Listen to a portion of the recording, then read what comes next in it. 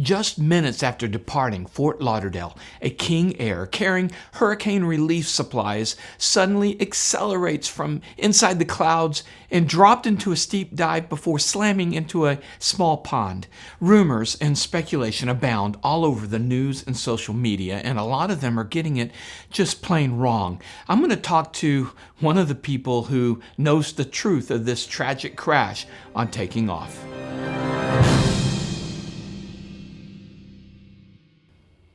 Hi, I'm Dan Milliken.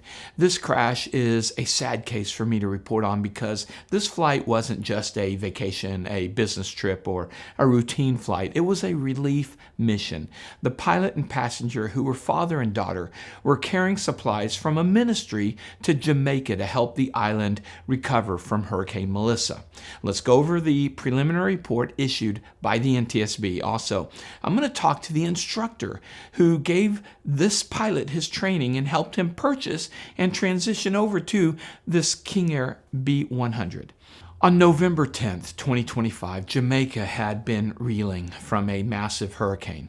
The KingAir pilot, Alex Worm, and his 22-year-old daughter were flying his KingAir B100 out of the Fort Lauderdale Executive Airport at 10 a.m. that morning. They had met volunteers from a local church to load relief supplies, which included a generator which did not contain any fuel, and multiple boxes of tarps, tools, flashlights, other supplies.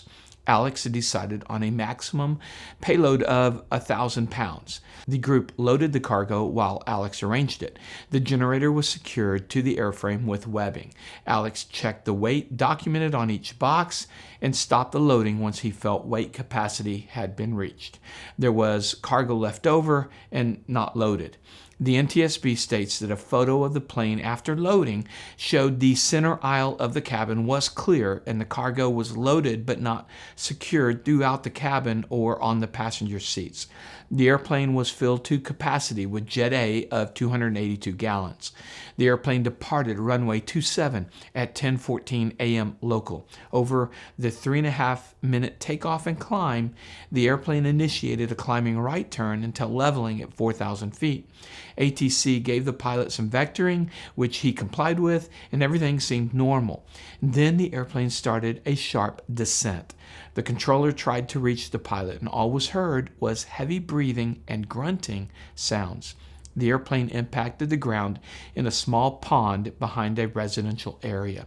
Security cameras captured the final seconds in a nose-down attitude. The airplane was not trailing smoke or vapors, and sounds recorded revealed that the engines were operating. The prelim then goes into the weather, which showed a cold front had just moved through, extending over the accident area. Now, Alex had purchased the airplane a year and a half before the accident, and last June had a major avionics upgrade, which we'll talk about with our guest in a moment.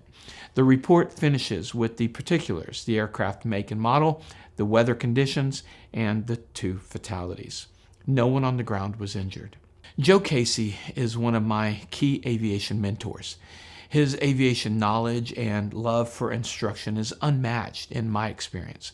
He's been on this show many times. He was a U.S. Army Black Hawk pilot. He's an FAA designated pilot examiner. In fact, one of the few DPEs that can give an ATP check ride in the KingAir 300s.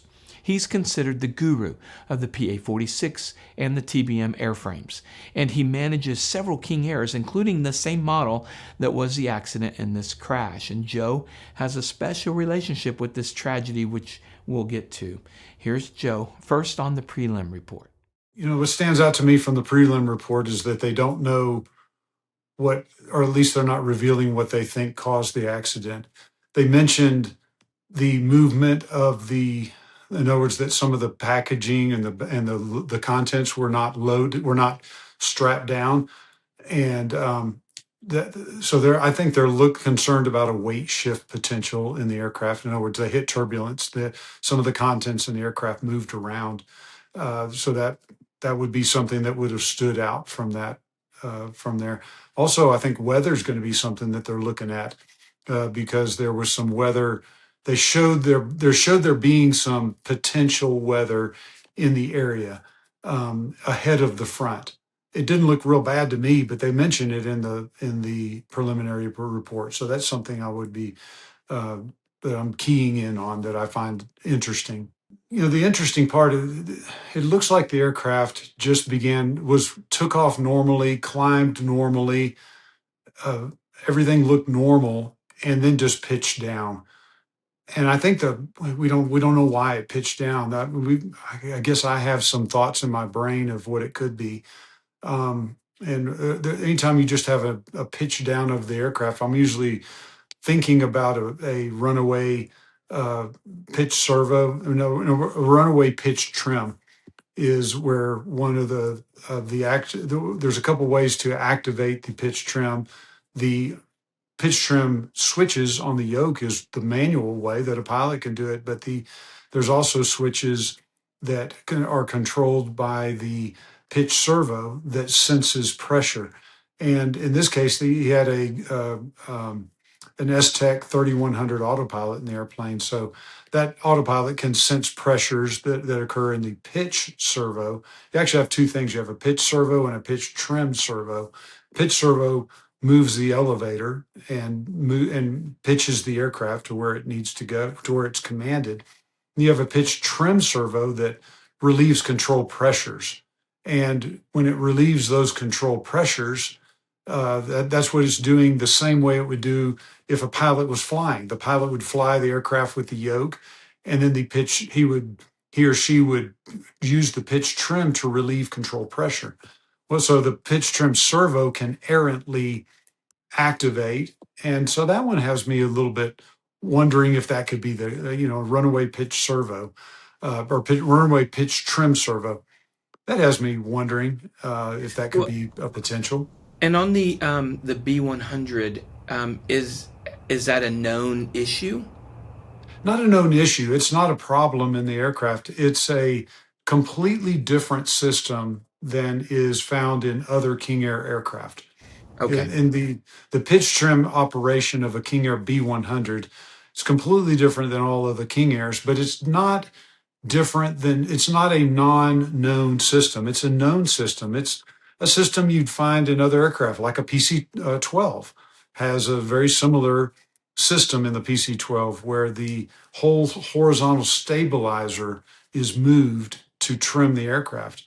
If you look at other King Air aircraft, there's a pitch trim tab in the elevator in the back, and so it sort of works like an anti-servo tab. But in a King Air B100, which this aircraft is, the whole horizontal stabilizer is moved. And Okay. so it's just a little bit different than others. And you have a different way of actuating it. Like there's no control wheel in a King Air B100. It's dual electric trim. So it's not a bad system. It's a great system that served decades and decades and decades of time. But it's different than other King Air. So it sort of has me wondering, what did the pitch trim servo? Did it work okay? Did it work properly? And so it's one of those things that comes in my mind of how could this aircraft have pitched over like that? What's the other thing? Oh, the pilot incapacitation. Okay. Just could there be something that happened in the cockpit that rendered Alex to be unavailable to fly? You can go down to medical lists here and wonder, but we could never know that from our position where we're sitting right now. The NTSB will be able to figure that out and determine it. But we're purely guessing as we go across here. One of the things I wanted to say is as we talk about all this is, gosh, he was a great pilot. This is a guy that I would have put my loved ones, my family, I would have let him fly them for sure. This is a guy I trusted and liked, and just good guy. You have a very special window into Alex and his flying. So, tell me about that. What's your background with Alex and this plane specifically, and why you can speak so authoritatively to this issue?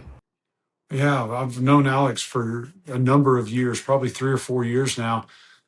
We helped him purchase and fly an M600 that he bought, and worked with him in the that aircraft. I've trained him in that aircraft, mentored him in that aircraft. And then as when he moved out of the M600 and into the King Air B100, we helped him with that. As he wanted to buy an airplane that had a bigger cabin and but yet had long range. And the King Air B100 is an airplane that's exactly like that. It has the fuselage tube size of a King Air 200. And so it's a kind of a big body King Air with very comfortable, big, big cabin with a potty in the back, a big baggage area. It's just it's a considered to be a really really good aircraft, and I certainly think it's that way. But it's a King Air that has a big fuselage, E90 wings, a horizontal stabilizer that's different as we've talked about than other King Airs, and Garrett engines. So it's really kind of the weird King Air. It's the some people call it the bastard of the King Air world. I don't know if that's fair, but it's true. But you end up with a great aircraft, and it's just one we trust. We fly all the time, and so when Alex wanted to buy a King Air, we helped him into this direction that he went, and was to purchase this aircraft, and then we participated. I participated strongly in the training of him.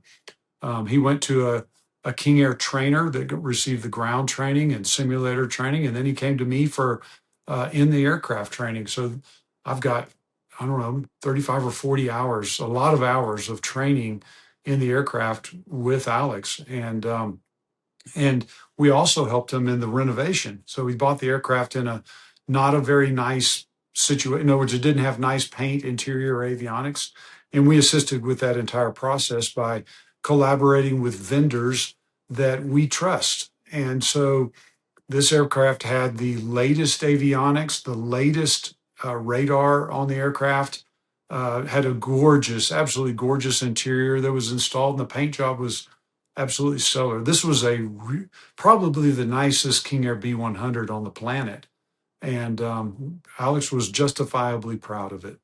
How long had he been flying it when it came out of all the upgrades?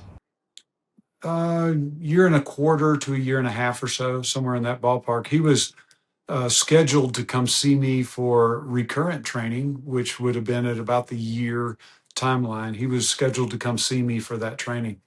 Okay, And so the internet rumors of like this plane had just come out of the shop or for upgrades and he hadn't flown it to- at all. That's just bogus. Totally false. This is an aircraft that he had more than a year of flight time in and flew well and received some of the best training that's out there, and had a year of experience of flying it. So this is an aircraft he flew it all over the place. Really did a great job of it. So any illusion that he got under that they had low hours or non quality training is just categorically false. People saying things they know nothing about. Yeah. Well, to me, you're my mentor in aviation, and when I know you, and when you say you would trust your family on a plane that he's piloting, says a ton. So that means he was properly trained because you know when somebody's not. You're a DPE. I mean, Yeah. So I appreciate that right away. All right, let's talk about Alex and this was not just some business executive buying a King Air because he can, and all that kind of stuff. This was a man with a mission, and you knew him very well. You stayed with him and his family. Tell me about him. Tell me about his mission.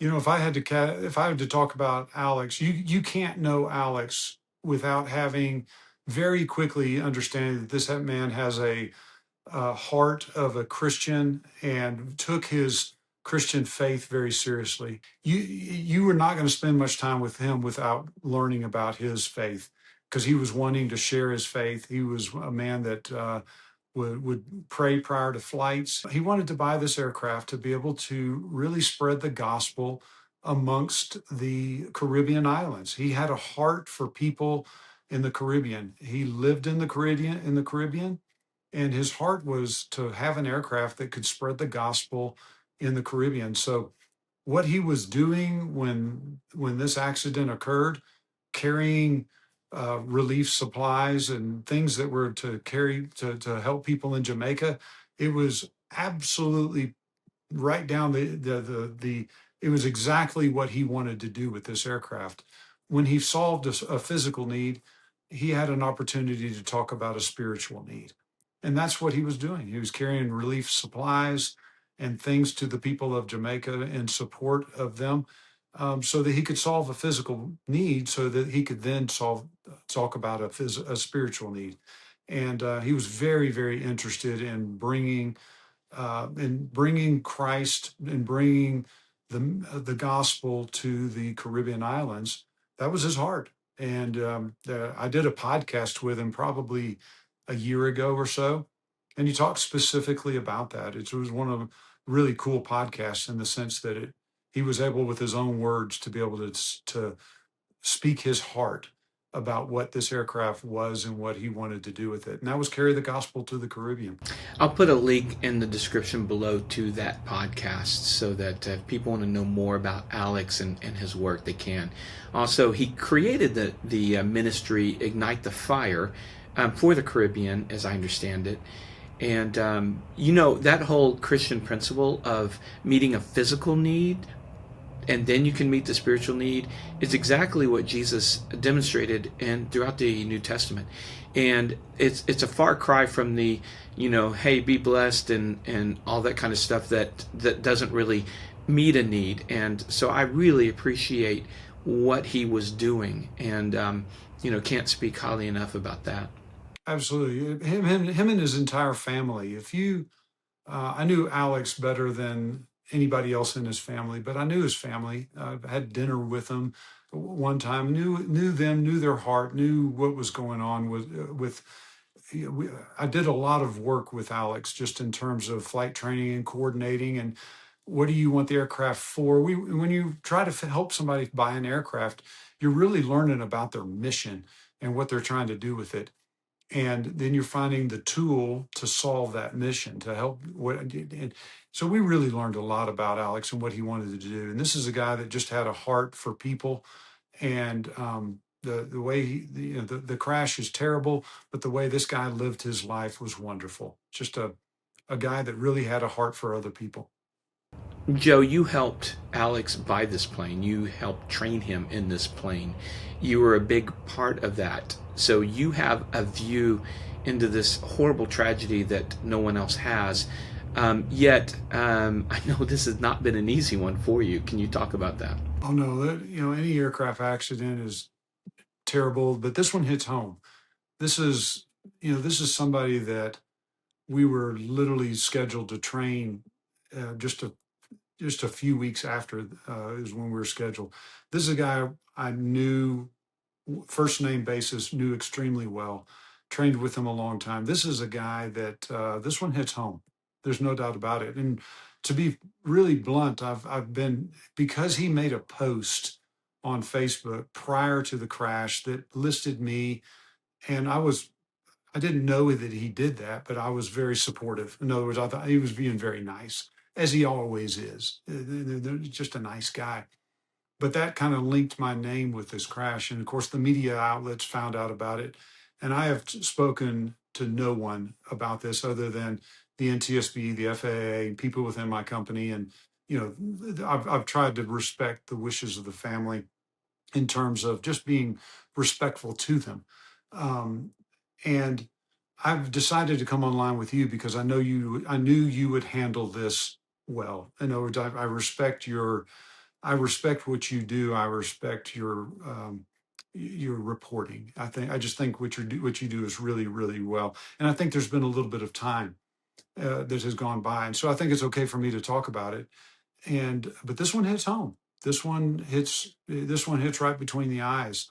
I remember when I was training another pilot and got off the aircraft, and whenever I came into my hangar and office area, some of my staff came to me and said, "We need to talk." And told me what happened, and immediately my phone was blowing up, and because people linked me to this thing, and this is one we had to really truly grieve.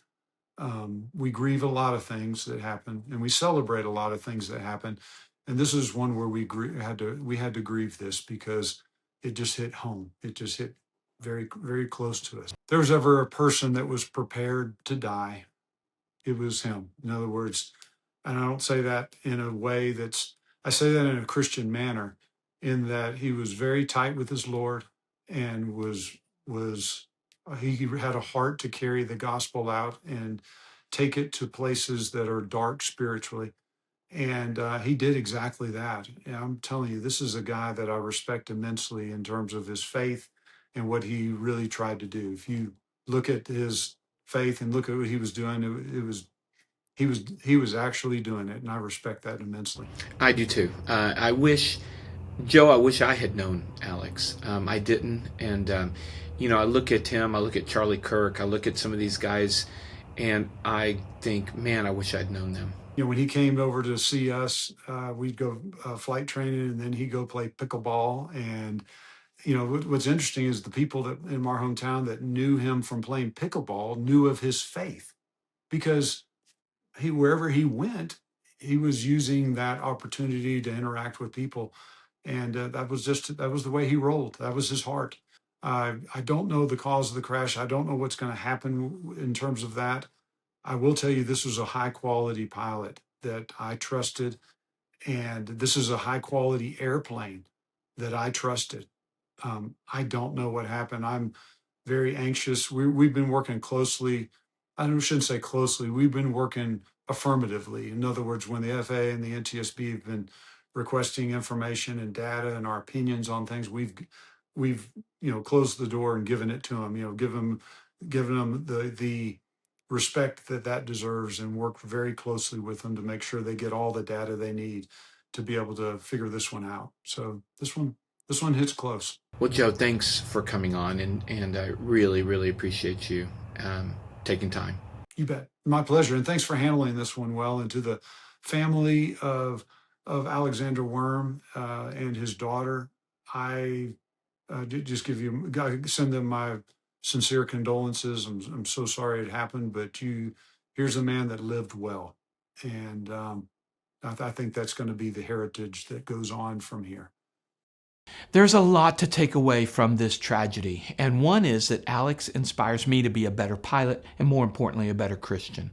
Another takeaway I have is reading some of the comments from social media.